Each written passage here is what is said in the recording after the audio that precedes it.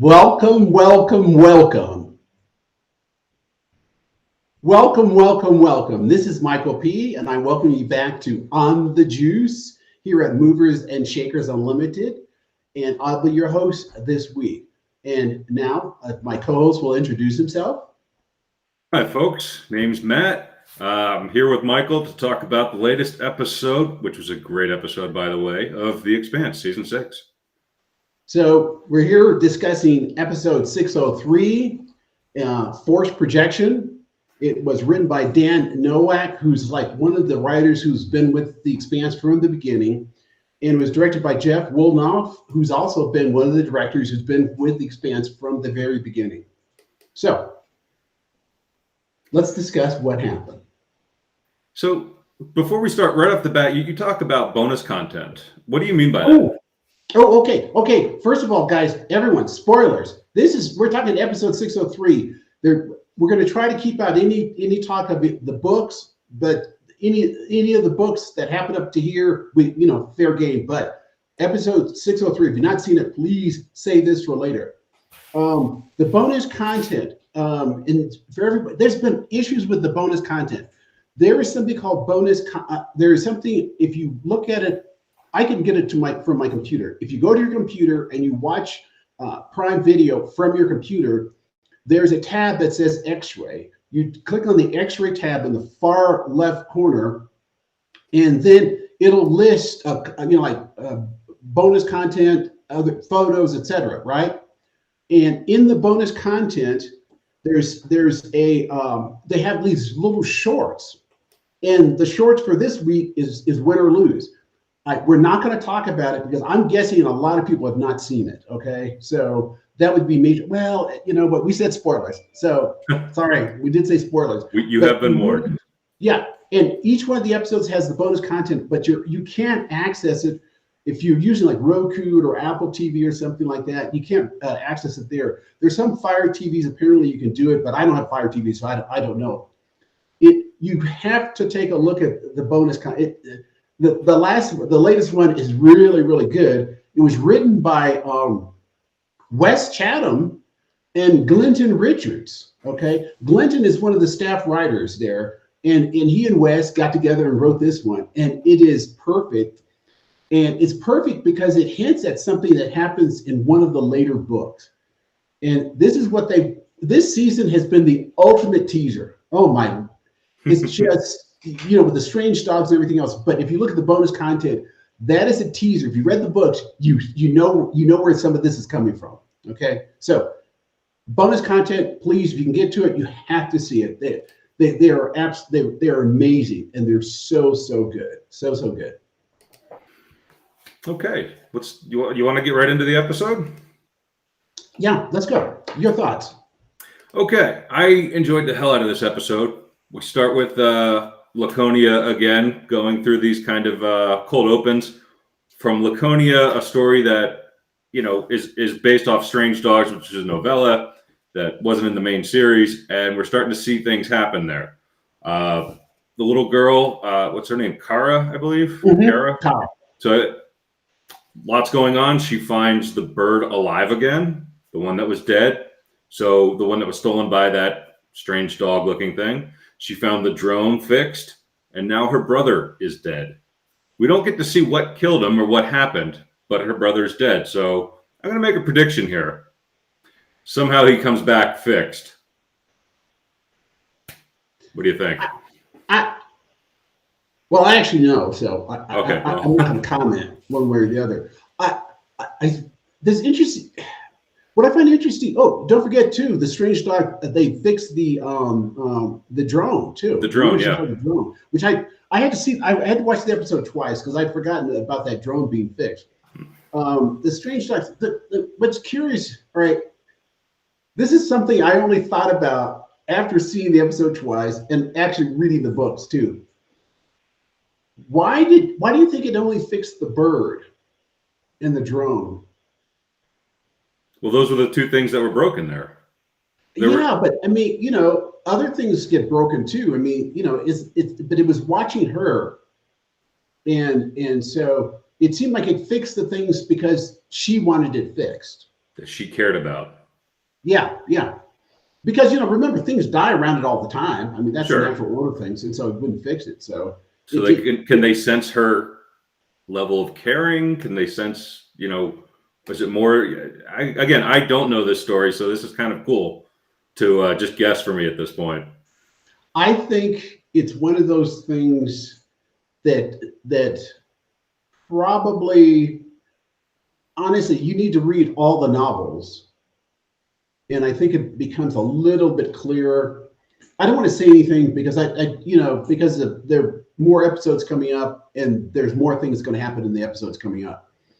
But I think that's a setup. That's clearly the setup. And if you think about it, it's not clear to me with where we are in the series that Strange Songs is necessary to this telling of Babylon Ashes, because that novella was published after Babylon Ashes. Right. So it's a little puzzling as to why they would include it. But again, I think like it. It gives it a little bit extra, Yeah. But, all right, this episode brought back two of our favorite characters, Anna and Prax. Mm-hmm. If only for a minute each. Yeah. But that's all we really needed them for, because, Anna was doing her good thing where she's doing, telling everybody to work together. And she's being that The humanitarian. That voice of hope and reason, Yeah. And Prax, with that fungus, what was it, a fungus or something that he developed? I can't remember. It was some type of fungus that could feed millions, basically, mm-hmm. and grow almost anywhere type thing. Yeah, it was some work that they were doing on the proto-molecule. I mean, with what the proto-molecule was doing. And that's one of the other things that we learned from Bobby, too, is that, I think it was the previous episode, that Martian research on the proto-molecule with the changing of the armor and everything else that was going on, the proto-molecule, and this goes back to what Dresden said. Remember?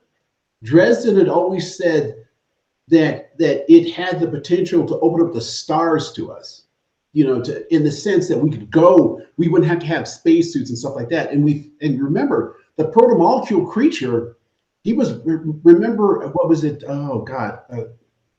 In what, season 3, season 2, season 2?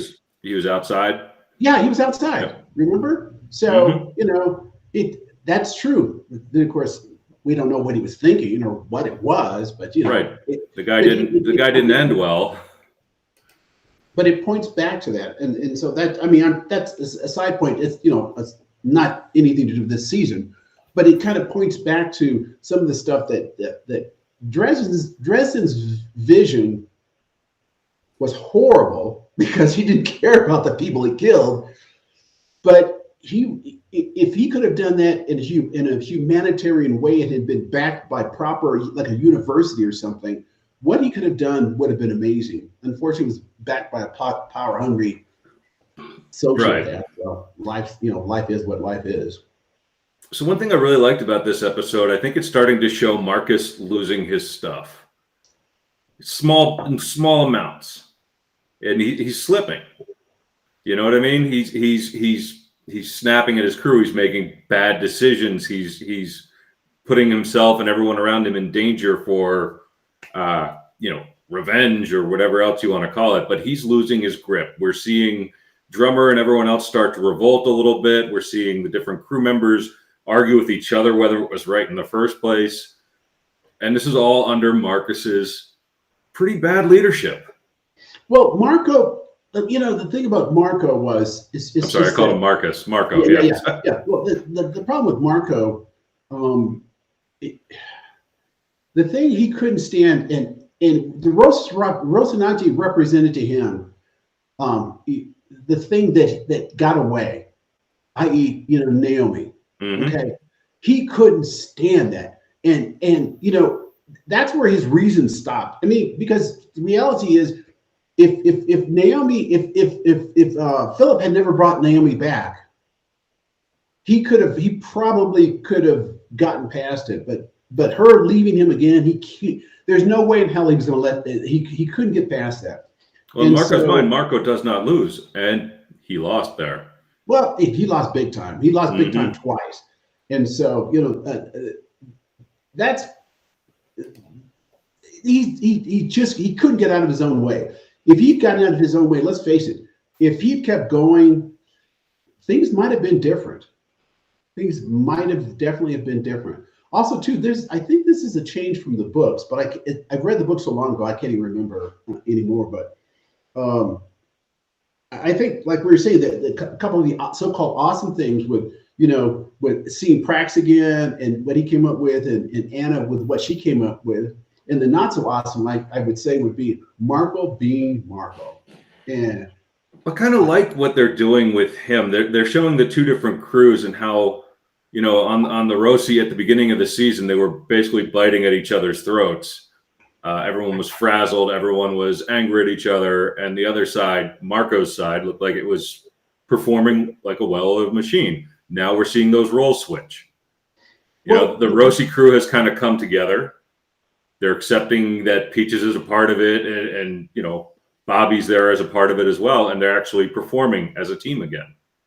Well, you know what? But that comes. You ever notice this? This is one of the things that coaches always talk about. You have to be very careful when a team starts losing and they start fighting among themselves. You have to stop that.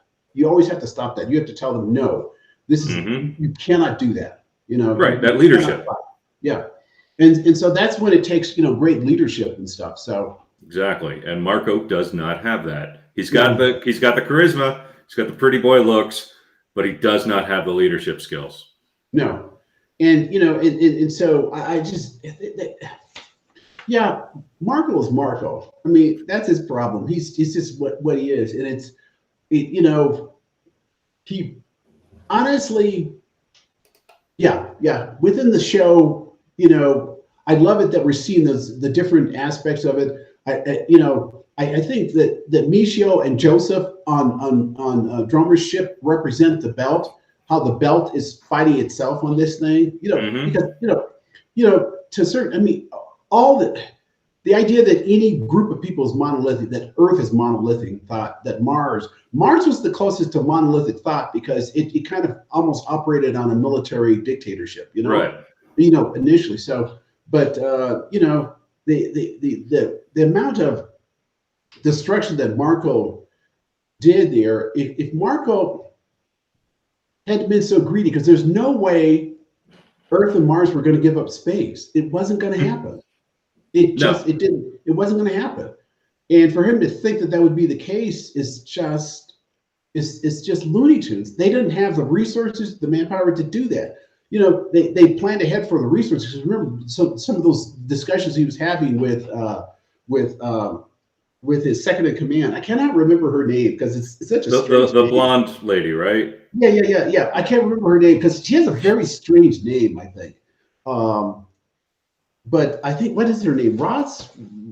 That actor is great, by the way. I just want to say I love how she plays that part. She's just she's like the second in command, but she's also kind of sick of his crap. She is a brilliant person who I think she hooked up with him because she thought he was going to go places and stuff. But she's incredibly competent. I mean, she's wonderfully cool, competent.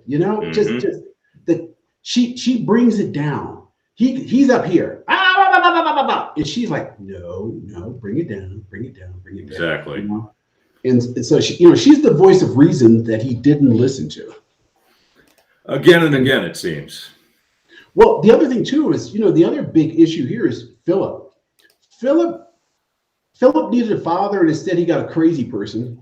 And he's finally, as with all children, as they grow up, they look at their parents differently.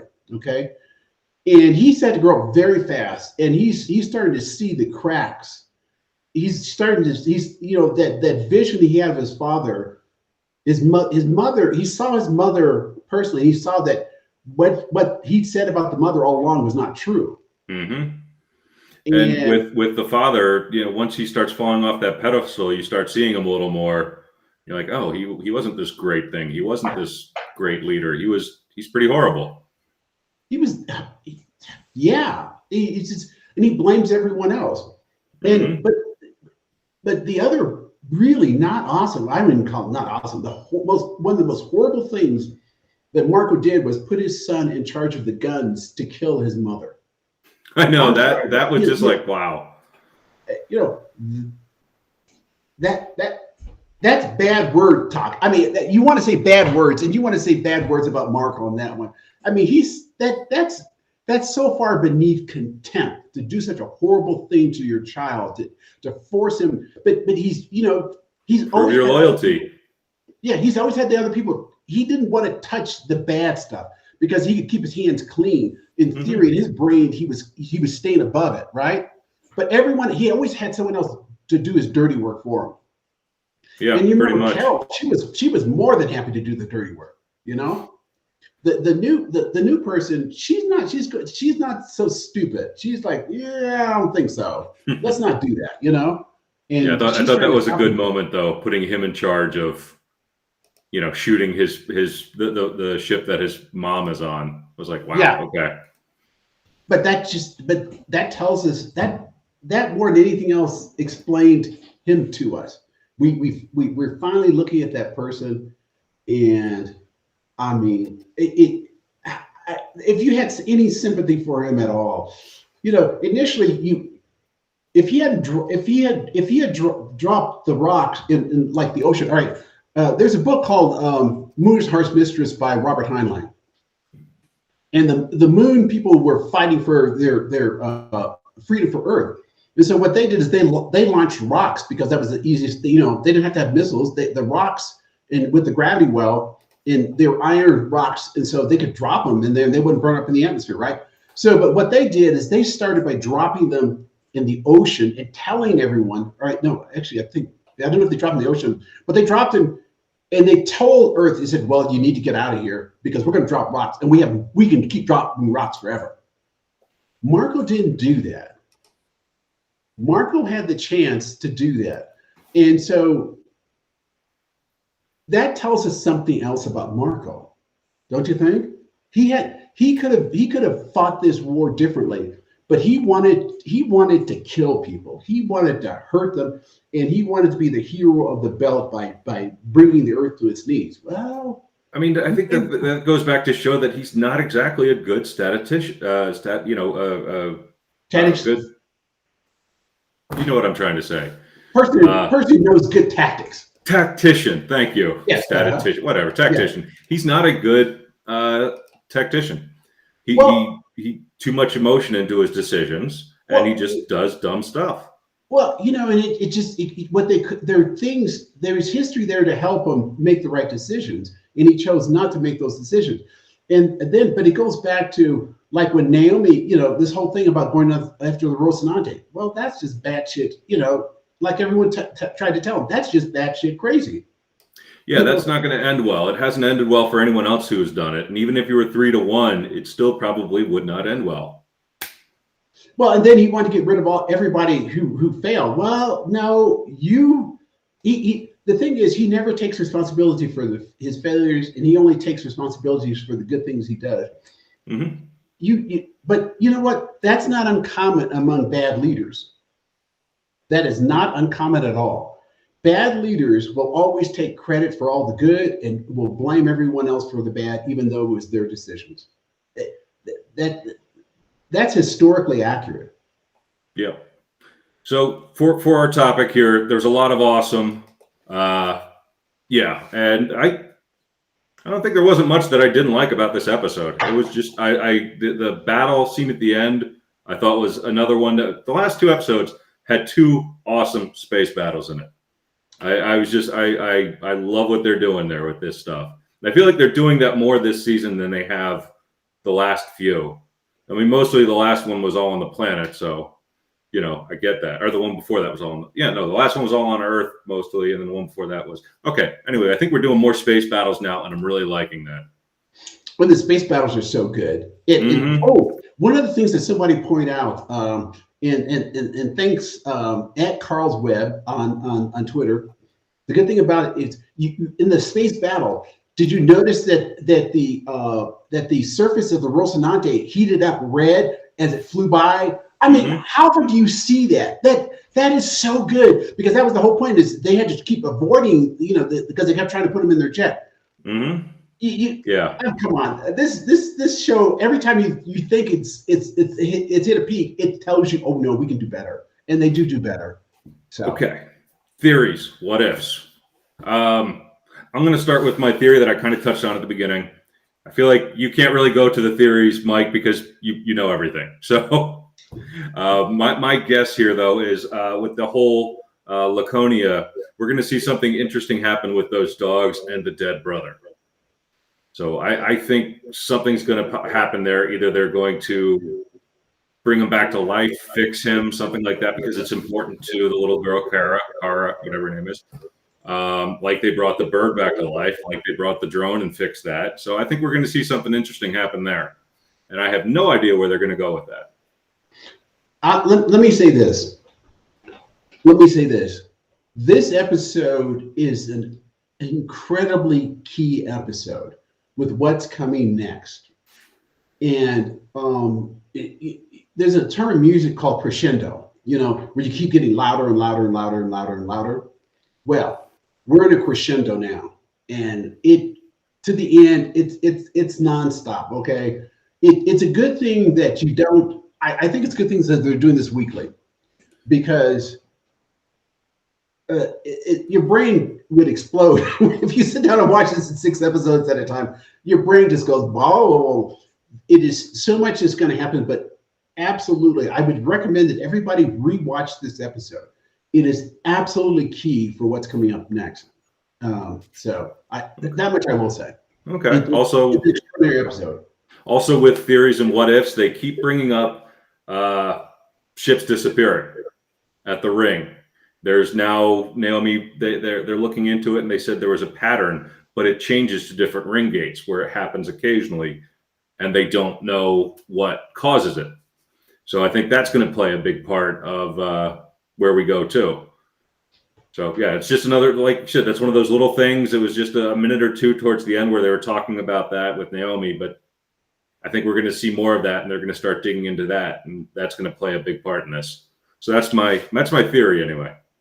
I honestly, I like the way they brought that in there. It's in the book, and I think they've done a better job of it here than they did in the books about, bringing up that the fact that those ships are disappearing, but that, Holden was the first, no one else would recognize, well, LV is another person who would recognize that, because, what happened on Illis. But Holden was one of the few people literally in the systems. I mean, they're all, you could say on one hand, and that could recognize what was, that something was odd there, that there was something not right. So, and then he got the other person started on it, who's a brilliant engineer, who happens to be Naomi. And everybody needs to remember, she is absolutely brilliant. She'd been brought up anyplace else, she would have been a star professor at any university and stuff. But anyway, so also I have one quick theory too. So towards the end of the episode, they fire a rocket, could have taken out Marco, could have taken out his entire ship. Holden doesn't do it because he sees Philip behind him. I feel like right now everyone on the ship's like, oh, it was a dud, but that's going to come back, and that's going to cause some strife too. When someone's going to realize that Holden disabled it, and it wasn't that the missile was a dud. Well, because you have to do an after action review, right? And so the highest probability is, remember, and they're going to do an analysis. They're going to do analysis on both sides, because you have to do an analysis after any sort of engagement. I mean, if you don't, you're just dumb as dirt. That's the only thing I can say. So yeah, I would think that's a good theory, because you have to do an after operations review, because you have to find out if you have more duds. So you have to check everything. You check the logs. You check everything. Yeah. So I think we're going to see some more strife with the crew when someone's going to realize it, but then Naomi is going to be like, "Oh, he did that because it was my son." So I feel like Bobby and Amos will be at his throat for that one, but we'll see if that actually comes into play or not. But I think they kind of set that up for that as well. That's what I'm saying. This episode set up so much going forward. There's so many key points. This is one of those, you know, this is an incredibly pivotal, absolutely pivotal episode in terms of everything that happens that going forward. It is absolutely pivotal. It was, you know, it was brilliantly written by Dan Nowak. I mean, you know, but like I said, so Dan wrote this episode, and he wrote the next episode that's coming up. Okay, so you can see a consistency there in going forward. So just a thought. Okay, just something to, you know, keep in mind. And as you watch the episode, think about the writer and the feeling of how it's written. Although the writer's room, they all work together on this thing, you know. So sometimes somebody will come in and write something Daniel Abraham, you know, part of James S.A. Corey is notorious for writing the best speeches. If they can't get a speech right, they go, Dan, you got to write this speech. And he comes in and knocks out the speeches. And so all those great speeches that we heard about when people were talking, that was Daniel. Most of the time it was Daniel. When they couldn't do it, Daniel came in and wrote it. Okay. So simple. I feel like this is kind of a simple and easy question. Did the episode stick the landing? Yes, it did. This was a great episode. Yeah. Stick the landing. Hey, it planted crops and harvested them. Okay. So, it moved into the landing zone. Yeah. So that's an easy one. That's definitely an easy. No arguments about that. Like I said, this is one of those episodes that just, if like I said, it's been a crescendo from the beginning. We have to establish a point, and so we establish that point, and then it's just been building from there. And it's going to keep building. I know it doesn't seem possible, but it's going to keep building until that final episode. And you know, you might shed a tear. Okay, I'm just going to say, I'll say it up front.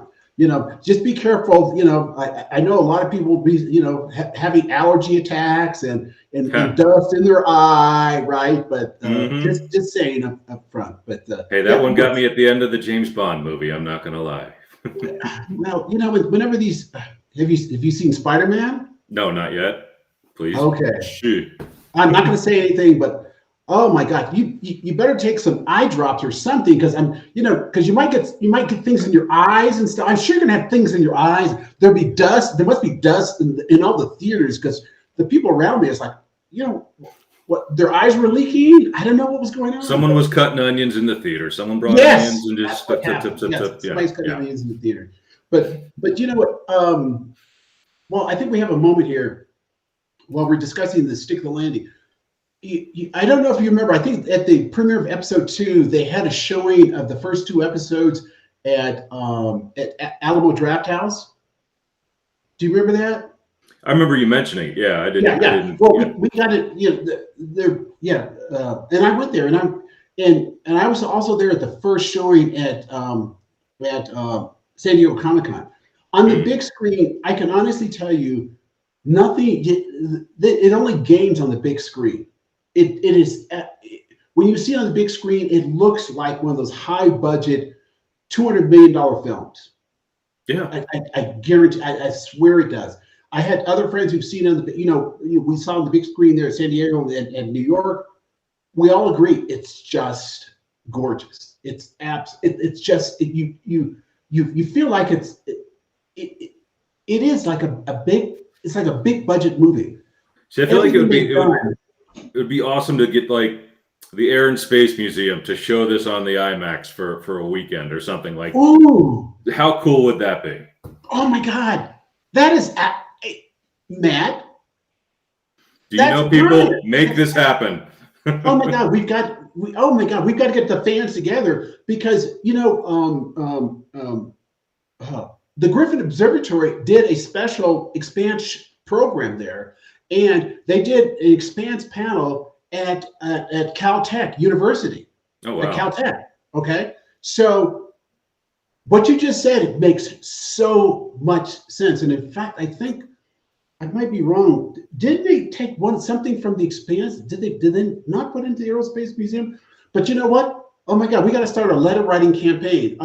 Remember, you've got the IMAX at Udvar Hazy. You've got the IMAX in DC proper at the Air and Space Museum. Either would be great for a showing of once season 6 ends, just show all of it in one day, something like that with a half hour break in the middle there between episode 3 and 4 maybe. So 2 3-hour segments of The Expanse on the IMAX would be awesome. That would be interesting. Okay, all right, that's a thought. Okay. Now we're just going to cause trouble, aren't we? You know what? If we can, let's do it. Everybody, let's get everybody to write the Air and Space Museum. I wonder. That's actually a thought. I mean, hell, that would actually be pretty cool if they had some kind of exhibit with it. Some of the props, some of the stuff that was built for the show in one wing of the Smithsonian. The Udvar Hazy's got room for it. Well, I'm just saying, these are ideas. People can run with them. No, they're interesting ideas. It's just you got to look at the numbers on it too, the cost. But then it's just why not? How about like a setup, like 5 of the suits, the different suits, the Belter suits, the Mars suits, the Earth suit, all the different stuff. You could just do a room full of props, suits. Some of the inside stuff from a couple of the vehicles that they built and sets. I'm just saying it could work, and I would pay money to go see that exhibit and watch that. I think people would. I think a lot of people would too. One of the things that we forgot to mention was the way Marco left just abandoned series. Yes, kind of pivotal. Yeah, we got to mention that, and it's just, and that was one of the things that Philip saw too. He saw that you abandoned the Belters, and Marcos just flat out told him, we could never hold in the first place, and so he knew he lied to these people. He said, well, because that's what they want to hear. Well, yeah, well, we want to hear we're going to get $1 million too, or we won the lottery. But guess what? It's not happening. I'm going to go out on a limb here. It's just a guess, but I just think Marco might not be a good guy. Yeah, that's a thought. Just might not be a good guy. Yeah, who'd have thought somebody so pretty and vain could be not a good person? Also, the killing like 1 billion people on Earth, that too, Yeah. It's the little things. Yeah, it's like, why did it take so long? The sad part about for poor Philip, it took him so long to see what a horrible person he had as a parent, And now it's too late. Maybe. Well, it's one of those things where I feel like there might be a slight redemption arc for Philip, but I feel like it's going to be a redemption arc with a sacrifice at the end. Well, this is if you've read the books, if you've read the books, you have an idea how it plays out. Right. If you haven't read the books, I'm not going to say anything one way or the other. Okay. Mm-hmm. But the thing to remember about Philip is, the person playing Philip is much older than Philip. Philip in the books is, I think, in his teens. Yeah, he's a kid, like a real kid. Yeah, he's like between 15 and 18 years old, somewhere in that range. And if you think about it, you had a child kill billions of people. Now, every time we think about Marco, it's like every time you look at what he's done, he just gets worse and worse and worse. He's just a piece of. Mm-hmm. We're not going to say it here, but like I said, he might just be a bad guy. he's bad. I mean, I think we could say Marco is evil because he manipulates people in the worst sort of ways. He blames everyone else for his failures. I mean, I think we can say he's evil. I think he's how we would define evil. So, okay, so final thoughts on this episode. Go for it. Oh, like I said from the beginning, I think this is an absolutely pivotal episode. I think it was brilliantly written, brilliantly directed.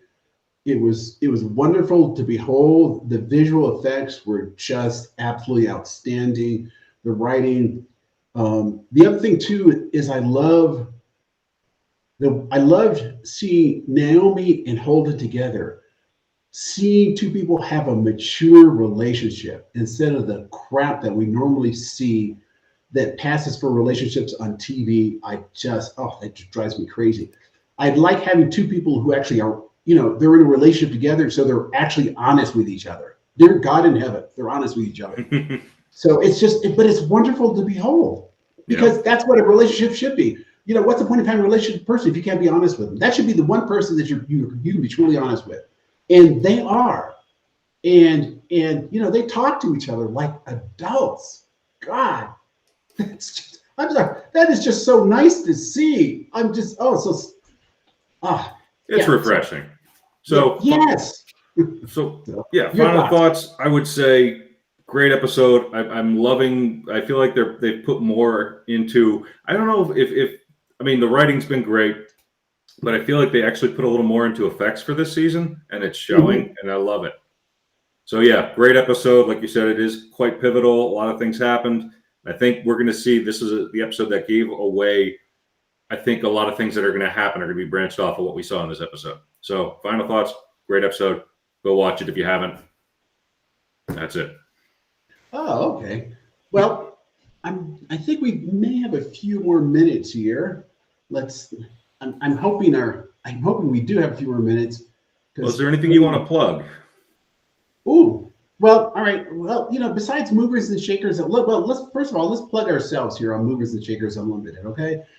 We have our podcast, on the juice. We're going to do this weekly, through the end of the season, and then we're probably going to do a couple of post episodes, and we should be having. Hopefully, we're going to get some special guests. I can't mention anyone's name now, but after the season ends, we're going to try to get a couple of special guests in to give us, their own perspective on this, and hopefully, I think they may have an inside perspective. Okay, let me just leave it at that. But I can be found at Michael Pea and at Twitter and on Facebook, in all the Expanse groups. And so please join the Expanse groups, the Expanse Geeks. I always post over there. And also, too, I write articles for Friends of Comic-Con, so you can find me there. But, of course, look for us at other genre podcasts on Movers and Shakers Unlimited. And, Matt, where can we find you?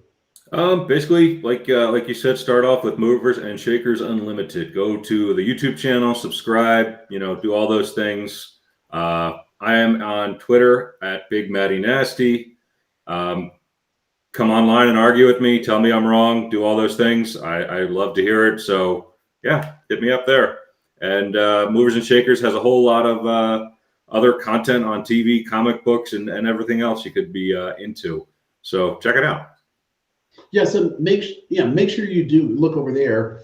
I think if the director will give us one more minute, that just one real quick thing.